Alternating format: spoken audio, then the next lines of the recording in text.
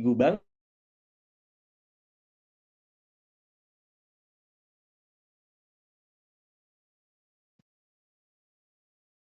Tahu ini namanya Piccola Paricola ya, saya juga lupa.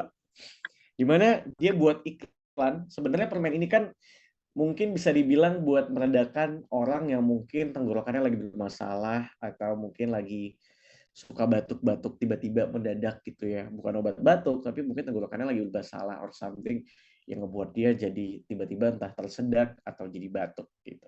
Insight-nya sebenarnya dari situ. Nah, keluarlah momen-momen yang apa jadinya ya kalau kita lagi pengen ngomong lagi ngomong serius gitu ya, tapi kita sambil batuk gitu. Nah akhirnya tertulis lah si just a friend gitu. Kayak sebenarnya mungkin orang-orang ngira kayak wah berarti bukan teman doang nih, tapi ternyata cuma cuma beneran teman gitu. Itu yang kadang-kadang suka jadi akhirnya jadi misinformasi, mis mispersepsi gitu. Nah, jadi makanya make sure good news sounds like good news gitu kurang lebih. Nah, ini ada satu iklan juga yang juga sama menariknya. Saya coba dulu ya. Mudah-mudahan ini bisa ke play. Karena tadi saya juga coba nggak bisa ke play.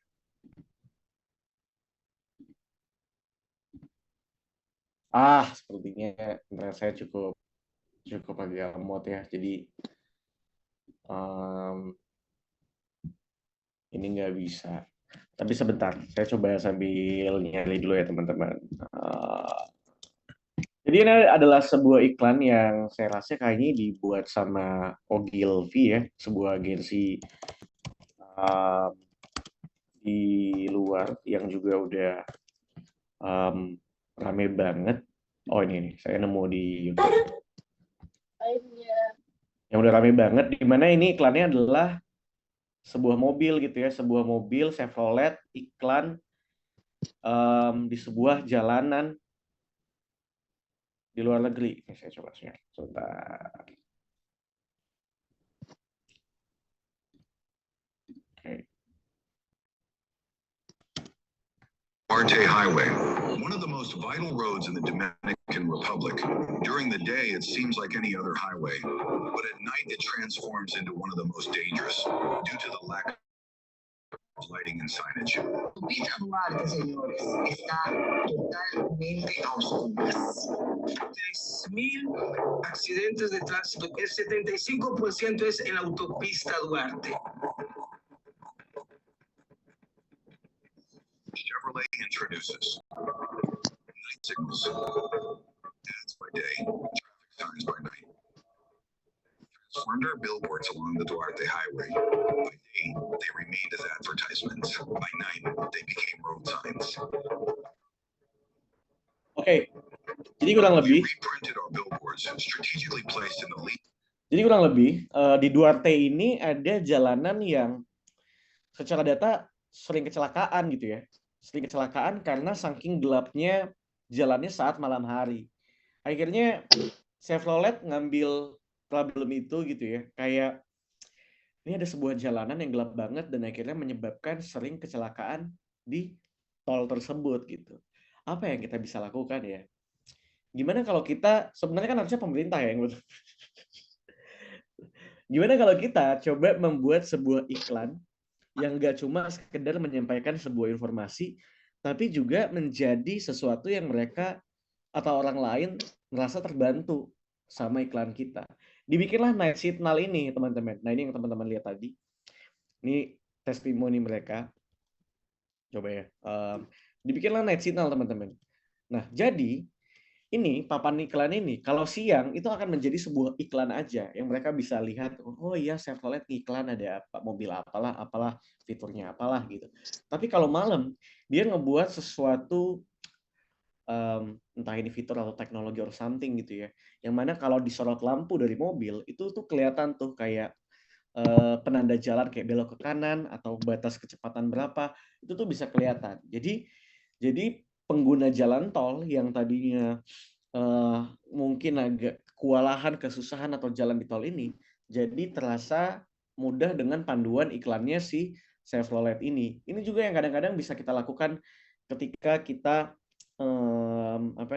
mencoba membuat sebuah iklan gitu, yang mana akhirnya orang-orang jadi selain kita ngiklan, tapi kita juga nyentuh problemnya gitu. Kurang lebih begitu. Dan alhasil impact-nya bagus, testimoninya bagus gitu. Ada orang banyak kayak, wah gokil ya, saya biasa lewat sini nggak ada penanda jalan atau apapun, tapi since ada iklan Chevrolet ini, saya jadi ngerasa terbantu untuk bisa lebih aware sama jalanan dan bisa lebih berhati-hati. Alhasil apa? Keselamatan orang terjaga, iklannya dibicarakan di mana-mana. Kurang lebih begitu. Nah, kita coba balik ke deck lagi ya. Kurang lebih begitu. Itu adalah salah satu di mana kalau kita pengen coba nge-capture sebuah problem menjadi sebuah iklan. Jadi kayak sebenarnya ya format simpelnya kayak problem, emotion, solution gitu, kayak masalah audiens tuh apa gitu. Lalu kayak gimana sih rasanya hidup dengan masalah itu. Lalu setelah itu solution brand hadir dengan produknya dan menyampaikan apa yang mereka bisa lakukan gitu. Misalnya kayak apa sih masalahnya gitu, jerawat nih bikin nggak pede kemana-mana gitu. Lalu yang terjadi apa? Akhirnya by emotion jadi malu, nggak nyaman, nggak pede pas ngobrol sama orang lain gitu. Hasil misalnya nih ada produk sabun muka gitu ya, sabun muka yang bantu bikin kulit bersih dan rasa percaya dirinya jadi balik. Ini adalah contoh simple copywriting-nya atau narasi yang bisa kita bangun. Kayak dulu suka nggak pede sama jerawat, tapi sekarang aku bisa tampil percaya diri lagi gitu. Jadi kayak kita coba capture problem orang gitu ya, kayak apa ya problem orang ya. Terus apa yang ngebikin orang bisa trust sama produk kita, bisa connect sama produk kita, bisa kayak penasaran atau willing tuh untuk mencari informasi sampai akhirnya conversion mereka mau beli produk kita. Jadi kayak mungkin ada salah satu opsi yang bisa kita lakukan adalah dengan meng-capture problem mereka apa, sentuhlah hatinya. Kalau kata Ari Lasso, masuk ke solusinya. Jadi dulu suka nggak pede selama jerawat, sekarang aku bisa tampil percaya diri. Orang-orang yang mungkin punya masalah yang sama, akhirnya jadi ke-trigger untuk kayak, sama aku juga nggak pede sama jerawat gitu. Mereka merasa relevan, mereka merasa relate sama problemnya, sehingga akhirnya willing tuh untuk lebih cari tahu sama produk itu sendiri. Or maybe kita bisa bermain dengan 5 kata gitu. Ini adalah sebuah iklan yang saya coba tulis. Dulu saya sempat megang Permata Bank selama 3 tahun gitu ya, lama banget. Nah, ini ada 2 iklan yang sebenarnya ada 2 brand sebetulnya. Jadi klien saya adalah Permata Bank. Ini dia lagi, biasalah kan bank punya promo sama beberapa partnernya gitu ya. Kayak ini ada McD, ada Shilin. Waktu itu ini sih sebenarnya pekerjaan harian gitu ya. Jadi bukan yang campaign, itu cuma pekerjaan harian. Tolong dong, ini Permata lagi ada promo cashback 25% belanja di McD, tolong bikinin key visualnya ya gitu. Nah, di agensi saya sebagai copywriter biasanya bekerja sama graphics design atau art director. Jadi copywriter tuh tandemannya udah pasti graphic design sama art director. Ya udah, kalau gitu saya tulis dulu kopinya mau apa, nanti graphics design yang buat. Nah, kadang-kadang saya suka iseng gitu kayak nulis apa ya? Kan biasanya mungkin promo, hemat, cashback 25%, belanja di McD, gitu-gitu aja kan biasanya gitu ya, kayak diskon hingga 30.000. Ya ini emang ada sih snapersnya, karena pada akhirnya itu diperlukan teman-teman, kayak emang harus ada kalimat-kalimat basinya gitu. Nah tapi waktu itu saya lagi pengen iseng gitu, saya coba pengen main 5 deh gitu. Nah akhirnya tertulislah jajan McD nggak perlu ngirit, pakai Permatami, make you loving it. Nah ini saya pengen coba kayak apa yang bisa 5 kata tapi juga mengcater informasinya. Oke, cashback 25% bikin kita lagi jadi irit gitu. Terus ada make you loving it yang menjadi tagline-nya McD banget, apa saya coba masukin ke sini ya? Akhirnya jadilah 5 kata, jajan McD nggak perlu ngirit, pakai permata mie, make you loving it. Ada 2 rima sebenarnya di sini.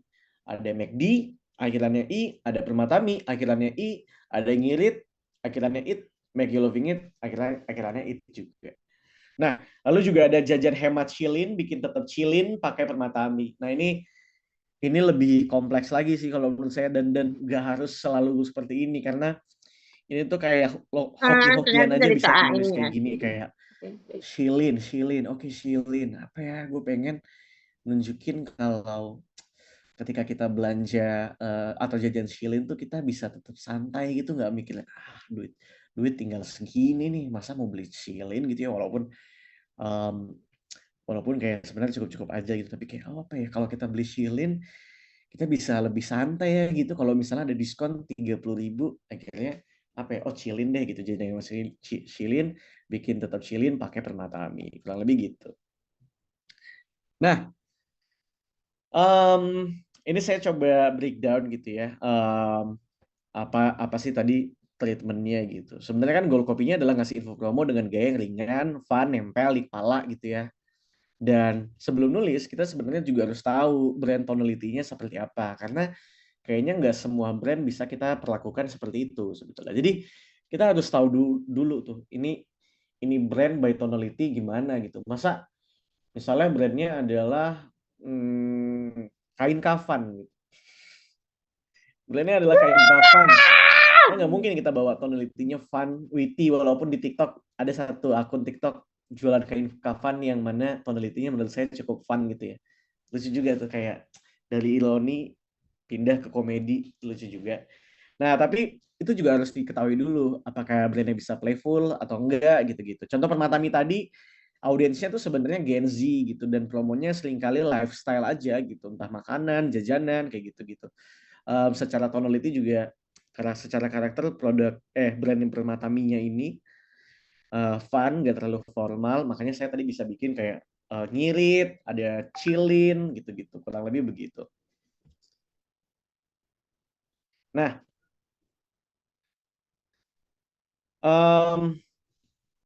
notif saya masuk nggak sih? Kalau masuk, sorry ya. Tulis dulu kata kunci promonya, kayak McD, cashback, chillin, dan sebagainya. Lalu cari kata-kata bunyi yang senada. Kurang lebih gitu. Or maybe, dicoret yang mana dia nih. Kenapa dicoret? Nggak apa-apa. Seru. Or maybe ada tension lain yang kadang-kadang masalahnya beda gitu. Kayak misal nih ya, sesuatu yang nggak jelas, nggak lengkap, setengah-setengah, emang bikin nyebelin. Contoh kayak kita nanya cowok kita habis dari mana semalam. Kamu habis dari mana semalam? Aku habis ketemu temanku. Iya, oke, ketemu temanmu di mana? Di tempat biasa. Tempat biasa tuh apa? Di tempat biasa ini gagu. Gak lengkap informasinya, setengah-setengah. Itu tuh kan nyebelin ya. Kayak kenapa sih ngasih informasi itu nggak detail aja gitu, langsung secara jelas, secara clear gitu. Apalagi kalau ternyata konteksnya buat sebuah kesehatan gitu. Penjelasan soal kesehatan ketika nggak detail, nggak lengkap, kan nyebelin ya. Bikin kita, yang nggak lengkap tuh jadi bikin kita salah tangkap gitu. Nah, mungkin kita bisa bermain dengan analogi. Ini adalah sebuah skrip radio di mana brandnya waktu itu adalah Asaren namanya. Ini saya waktu itu lagi pitching. Asaren ini adalah sebuah perusahaan untuk orang bisa melakukan tes DNA gitu. Untuk orang bisa melakukan tes DNA dan orang yang tes DNA ini akan dikasih info detail lengkap gitu, kayak terkait informasinya seperti apa. Mungkin kita bisa lihat ya. Halo, sayang kamu udah sampai mana? Aku udah lapar nih. Ini aku dekat rumah. Gila, siapa gila? Itu loh, dekat gelang merah sayang. Oh, gila yang pakai baju merah kemarin. Lengkap itu kadang bikin salah tangkap. Apalagi urusan kesehatan. Tes kesehatanmu sekarang dari Asaren. Partner kesehatan yang lengkap dan terarah. Kamu bisa dapetin pengalaman tes kesehatan, mulai dari tes DNA, MCU, konsultasi dengan dokter, dan ahli secara langsung dan personal. Coba Asaren sekarang untuk kualitas hidup yang lebih baik. Untuk info lebih lanjut, kunjungi asaren.ai. Nah, makanya jangan pacaran atau deket sama copywriter ya, karena copywriter tuh apa aja bisa ngelesin gitu, kayak sesuatu hal tuh diles-lesin aja. Ini dari lampu merah, orang terjebak macet di lampu merah, ngomong di lampu merah, tapi karena terputus teleponnya jadi Dila, jadi salah tangkap. Taunya ini jadi iklan sebuah tes kesehatan. Jadi kayak kadang-kadang tuh copywriter tuh suka gitu, kayak suka nyari-nyari, ini tarikannya kemana ya? Bisa bisa apa ya? Analogi ini bermain di mana ya gitu. Bayangin orang di lampu merah, orang lagi teleponan di lampu merah, kita kira apa? Taunya iklan tes kesehatan. Gitu. Itu makanya saya coba bermain analogi gitu. Nah, analogi itu kayak gimana sih? Contoh nih, ini saya kasih contoh beberapa kayak asuransi mobil gitu misalnya. Ini narasi aja ya, narasi yang pengen dibangun. Asuransi itu kayak sabuk pengaman di mobil. Nggak bikin kita nyetir lebih pelan, tapi bikin kita siap kalau tiba-tiba ngerem mendadak. Nah, jadi ini sebuah analogi kayak sabuk pengaman itu kita jadikan sebagai proteksi, yang mana proteksi itu bukan untuk mencegah, tapi untuk menyelamatkan kita kalau ada apa-apa. Atau mungkin konteksnya kalau buat kelas online atau edukasi gitu ya. Belajar sendiri tuh kayak nyari alamat nggak pakai Google Maps gitu. Bisa sih nyampe gitu, tapi muter-muter dulu gitu. Ibarat kata belajar tuh menjadi perjalanannya, kelas online atau edukasi menjadi penunjuk jalannya atau Google Maps-nya, kurang lebih gitu. Nah, tips bikin analoginya tuh, analogi sendiri bisa kayak bandingin dulu produk kamu dengan sebuah benda atau habit yang sangat familiar gitu, dan harus pastikan fungsi atau impact-nya mirip. Karena kalau fungsi atau impact-nya nggak mirip, orang jadi susah untuk mencernanya. Kenapa bisa ke sana gitu. Nah, bisa tambahin twist atau insight yang bikin orang senyum atau jadi kayak kemikiran, oh iya ya. Gitu. Nah, kurang lebih begitu teman-teman. Mungkin conclusion-nya adalah di tengah dunia yang udah bising banget, riuhnya banyak banget, tugas copywriter tuh bukan cuma buat orang baca, tapi ngebuat orang bisa merasa gitu. Jadi bukan soal baca doang, tapi paling enggak copywriter bisa ngebuat orang jadi merasa gitu sama iklannya. Bukan soal jadi yang paling nyaring, tapi bisa jadi yang paling nyambung gitu. Karena cerita atau story yang kuat banget itu tuh nggak harus selalu panjang, tapi bisa tepat kepada audiensnya, bisa connect sama audiensnya. Kadang-kadang yang bikin orang stop scrolling adalah satu kalimat yang ngena di hati. Kurang lebih begitu dari saya, Ridwan Handoko. Terima kasih sudah mendengarkan. Boleh kalau ada yang mau ditanyakan, dipersilahkan. Thank you. Silakan Pak Asmi, saya kembalikan lagi kepada Pak Asmi untuk waktu dan tempatnya. Oke, terima kasih Mas Ridwan, Pak Ridwan yang telah memberikan informasi ataupun materi yang sangat insightful ya. Tadi kalau misalkan nggak juicy, kata Mas Ridwan, takut nggak juicy, ini juicy banget nih, wah, dijelasin contoh-contohnya dan lain seterusnya. Nah, buat teman-teman semuanya yang sudah menyimak sambil manggut-manggut nih ya, atau mungkin diam-diam sudah nulis pertanyaan di notes gitu, karena takut lupa. Nah, ini waktunya kalian buat bertanya kepada Mas Ridwan ataupun Fajar. Mau tanya apapun, silakan. Silakan nanti bisa bisa di kolom chat ataupun raise hand sehingga kita nanti dari tim bisa memberikan kesempatan bagi kalian sekaligus ngobrol bareng nih sama Mas Ridwan ya. Silahkan kalau ada, kita tunggu. Kita buka 3 pertanyaan terlebih dahulu.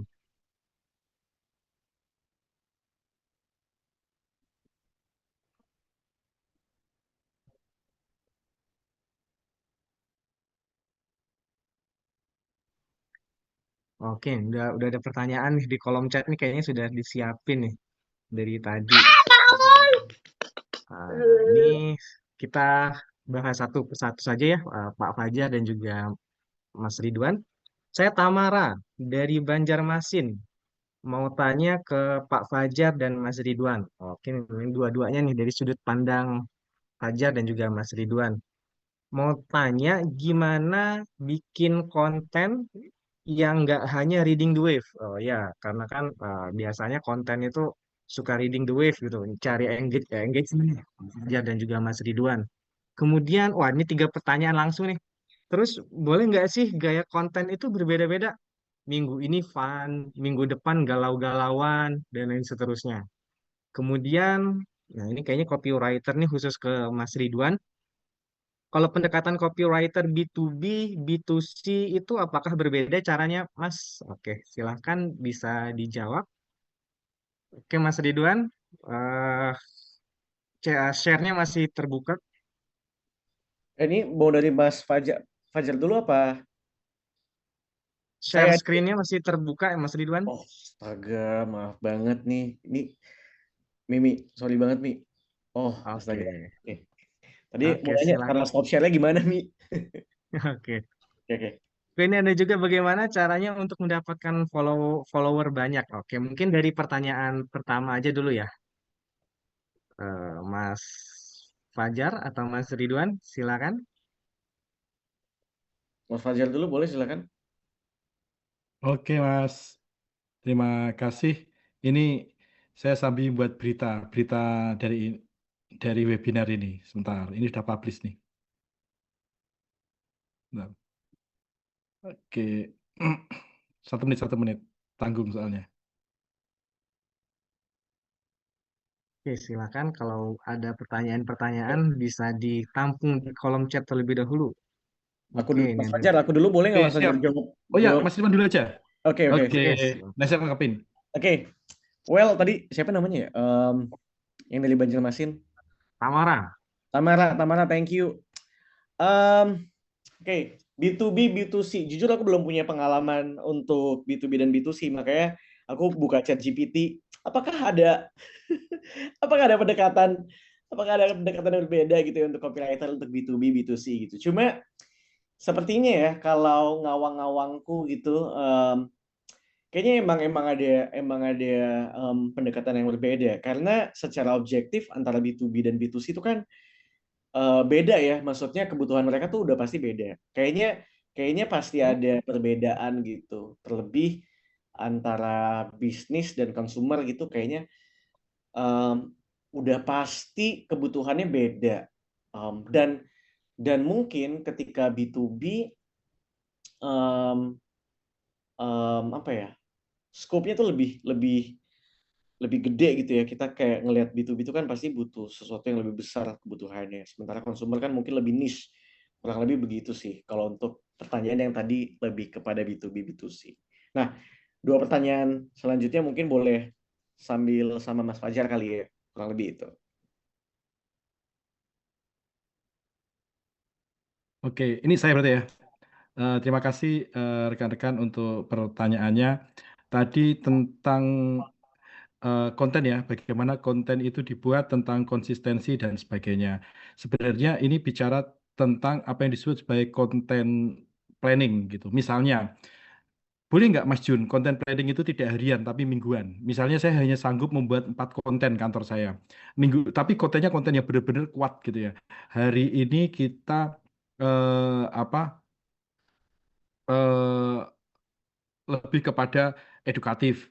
Minggu depan hiburan, minggu depan engagement dan sebagainya. Itu. Jadi yang penting konten pilarnya itu dan konten planningnya dibangun. Bahwa waktunya seperti apa itu nanti bisa didiskusikan oleh teman-teman sesuai dengan kebutuhan. Terus kemudian, wah dari UMS juga terima kasih ini untuk Mas Ridwan.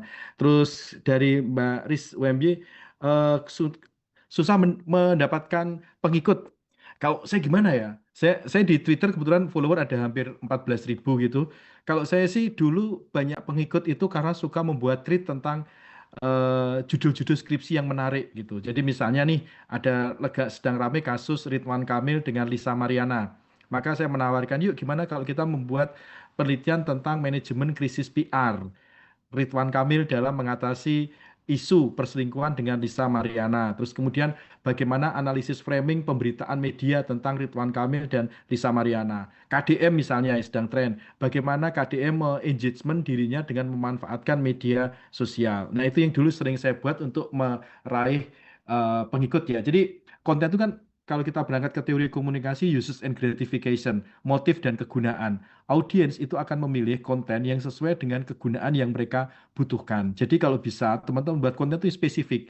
Misalnya tadi ya, ada yang suka tentang K-pop. Yuk, boleh di-share, Ada Kak? membuat tweet di Twitter Bisa. tentang K-pop, membuat carousel di IG tentang K-pop. Itu mungkin akan lebih cepat untuk menarik audiens daripada kita menjadi terlalu generik. Kalau saya sih selain itu dulu banyak nulisnya tentang sepak bola, terutama tentang fans sepak bola. Karena saya tahu fans sepak bola di Indonesia itu kan followernya sangat loyal ya, sangat loyal dan royal gitu. Nah, itu yang kemudian Injit saya mendapatkan apa namanya pengikut sama juga di Mahfud ini. Terus beda minggu tadi sudah saya sampaikan itu yang dari saya. Yang selanjutnya ini untuk Mas Ridwan dari Mas Panji dari Solo.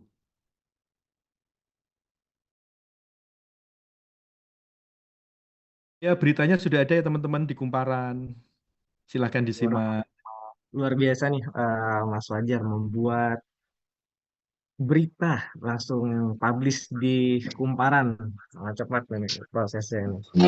Oke, untuk selanjutnya, ini pertanyaan sepertinya ditujukan ke Mas Ridwan ya. Saya Panji dari Solo. Di copywriting juga ada istilah PAS framework, problem, agitation, dan juga solution. Dari contoh Mas Ridwan Handoko, apakah bisa digunakan juga untuk produk-produk manufacture yang lebih kompleks lagi? Nah, itu pertanyaan yang pertama. Pertanyaan yang kedua, lebih milih copywriting atau visual hook nih, dari sudut pandangnya Mas Ridwan? Oke.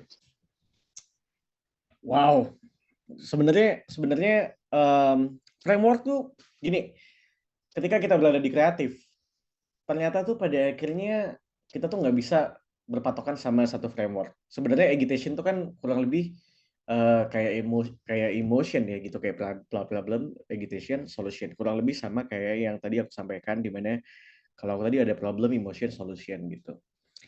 Tadi aku habis nge-googling Panji, agitation tuh apa ya? Kurang lebih ya secara definisi. Ternyata agitation itu adalah keadaan gelisah, cemas, atau terangsang secara emosional yang ditandai dengan perilaku yang tidak tenang atau mudah tersinggung gitu. Jadi aku cukup baru dengar nih agitation ini. Mungkin akunya yang minim ilmu juga ya. Tapi harusnya sih kurang lebih sama. Dan apakah bisa digunakan untuk produk-produk manufacture yang lebih kompleks lagi? Gini, when it comes to kamu bilang kompleks, kayaknya bukan menjadi kebutuhan banyak orang anyway gitu. Tapi mungkin pasti pasarnya lebih niche lagi. Nah, pasarnya lebih niche lagi berarti emotion yang harus dibangun tuh harus lebih relevan lagi gitu, kayak lebih menyesuaikan lagi sama produknya. Harusnya bisa digunakan gitu untuk produk-produk manufacture. Jadi lebih dekat sama kebutuhan atau fungsi dari produknya itu sendiri. Jadi harusnya ya, apakah bisa digunakan untuk produk-produk manufacture? Menurut saya bisa-bisa aja, nggak ada masalahnya gitu. Nah, pertanyaan kedua, lebih milih copywriting atau visual hook? Duanya ini nggak bisa dijawab lebih milih mana, karena tuh setiap iklan tuh punya cara pendekatannya masing-masing. Ada kok yang visual hook juga ada yang copywriting hook juga ada. Jadi ini tuh nggak bisa dipilih salah satu mana yang lebih baik, karena kalau kamu buka ads di Pinterest atau di campaign AdWords gitu-gitu ya, banyak banget kok pendekatannya. Ada yang copywriting hook, ada yang visual hook. Jadi nggak harus keduanya ini yang mana yang diutamakan. Kurang lebih sih begitu ya. Thank you. Mungkin boleh, Asmi. Oke, thank you, Mas Ridwan. Mungkin ini pertanyaan terakhir nih, Ya. yang bisa dijawab oleh Mas Fajar dan juga Mas Ridwan. Gimana sih cara membuat konten yang menarik? Nah, karena kontennya sudah menarik, tapi kadang pengikutnya itu nggak nambah gitu. Nah, ini pertanyaannya dari Adi sama Mahfudi nih. Jadi kontennya menarik, tapi bisa menambah follower sehingga followernya jadi tambah banyak. Ini gimana caranya? Oke. Ini tuh pertanyaan yang kayak gimana sih caranya cepet kaya gitu. Betul ya? Tanpa ada Iya usaha. gitu. Nah, usahanya gimana nih Mas Ridwan? Gini, nambah follower tuh nggak ada yang bisa jamin sebenarnya. Mau orang ngomong kayak kamu tuh harus kayak gini gini gini. Saya punya temen namanya Atar Alihwan, temen saya sama Asmi juga, kita seangkatan. Atar ini sekarang menjadi TikTokers, followersnya berapa ya? 400.000 mungkin di TikTok. Dia ngomongin coba lo urutin cowok terganteng di sekolah kayak gitu.